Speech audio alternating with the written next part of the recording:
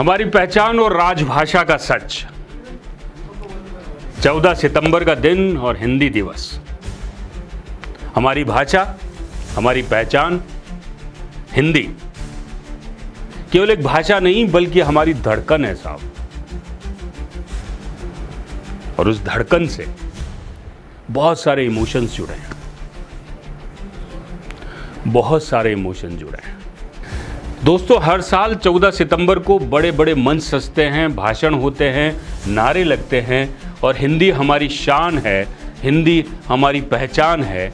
लेकिन जरा सोचिए, क्या हिंदी वाकई हमारी उतनी सम्मानित है जितना हिंदी दिवस के भाषणों में बताया जाता है? हमारे संविधान ने हिंदी को देवनागरी लिपि में राजभाषा का दर्जा दिया है, यानी सरकारी कामकाज की प्राथमिक भाषा। लेकिन सच यही है कि हिंदी राष्ट्रभाषा नहीं है। हाँ, सही सुना आपने, राष्ट्रभाषा नहीं है।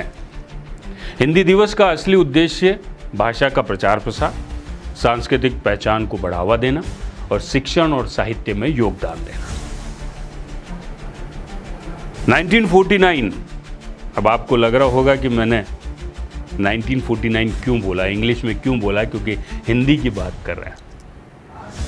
यही हम सबसे बड़ी गलती कर बैठते हैं हर रोज की भाषा में। 1949 में संविधान भाषा ने तय किया कि हिंदी केंद्र सरकार की राजभाषा होगी, मगर संविधान में कहीं भी ये नहीं लिखा कि हिंदी राष्ट्रभाषा है। यानी हिंदी को लेकर जो राष्ट्रभाषा वाला भ्रम फैलाया जाता है वह सिर्फ मंचीय शोर है, संवैधानिक सच नहीं है। साथियों, ये संवैधानिक सच नहीं है, कहीं से कहीं तक नहीं है। हिंदी अपने ही घर में मेहमान है, ये एक विडंबना है। कैसे? देखिए, मुंबई में नौकरी चाहिए तो मराठी सीखो, कोलकाता में काम करना है तो बंगाली बोलो, चेन्नई या बेंगलुरु चले जाओ तो हिंदी बोलने पर उलाहना मिलता है, और दिल्ली में जहाँ भी जाओ वहाँ भी अंग्रेजों का रुतबा है और हिंदी को कोने में धकेल दिया जाता है। तो सवाल यह है कि जिस भाषा को देश की पहचान कहा जाता है, क्या वह अपनी ही धरती पर मेहमान बन चुकी है? हिंदी और राजनीति दोनों के अंदर कहीं ना कहीं एक भाषाई खींचतान का एक बहुत बड़ा मुद्दा है, क्योंकि भाषाई खींचतान का शिकार हिंदी को लेकर देश में राजनीति सबसे ज्यादा होती है।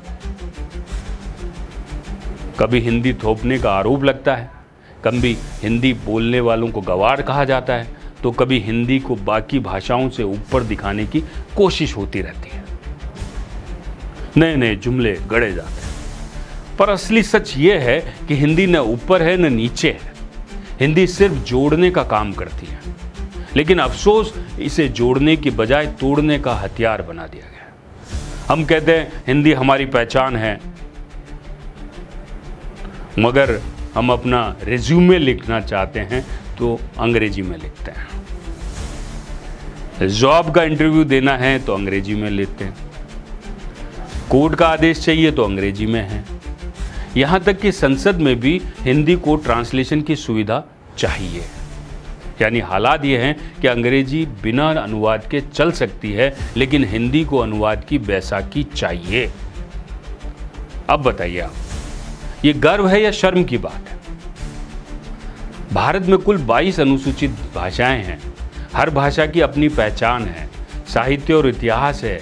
इसलिए हिंदी को ऊपर चढ़ाकर दूसरों को नीचे दिखाना गलत है। लेकिन क्या आज ये उल्टा नहीं हो रहा है? कई जगह तो हिंदी को दोयम दर्जे की भाषा समझा जाता है। मराठी, बंगाली, तमिल, तेलुगु जैसी भाषाएं गर्व से बोली जाती हैं, लेकिन हिंदी बोलने वाला अक्सर पिछड़ा या नॉन लोकल करार दिया जाता है।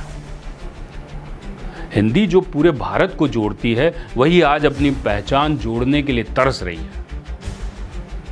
साथियों, इस हिंदी दिवस पर हमें सिर्फ नारे नहीं लगाने, बल्कि ये सच्चाई समझने की ज़रूरत है कि हिंदी हमारे राजभाषा का अंग है या राष्ट्रभाषा नहीं है। हिंदी को किसी प्रकार से थोपने के बजाय इसका सम्मान दिलाना जरूरी है। और सबसे अहम यह है कि हिंदी को अंग्रेजी की दास्ता से मुक्त कराना होगा। हम हिंदी दिवस पर शेरो शायरी करेंगे, पोस्टर लगाएंगे, भाषण देंगे और अगले ही दिन फिर ईमेल अंग्रेजी में टाइप करेंगे। अगर यही हाल रहा तो आने वाले समय में हिंदी दिवस मनाना भी अंग्रेजी में ही पड़ेगा। तो मेरे साथियों, आज एक प्रण लीजिए कि जितना ज़्यादा हो सके हम हिंदी का प्रयोग करें, हिंदी को राष्ट्रभाषा के रूप में अपनाने की कोशिश करें और जो भाषा का विवाद है उस विवाद से कहीं न कहीं हिंदी को ऊपर रखें। क्योंकि जब भी आपने जन्म लिया था तो सबसे पहला शब्द, जहाँ तक मुझे लगता है, हिंदी में आपने माँ कहा होगा और वही शब्द कहीं न कहीं आपके जहन में अभी भी गूंज रहा होगा। तो कमेंट करके ज़रूर बताइएगा। मैं हूं आपके साथ अतुल एहसास। देखते रहिए अपडेट इंडिया।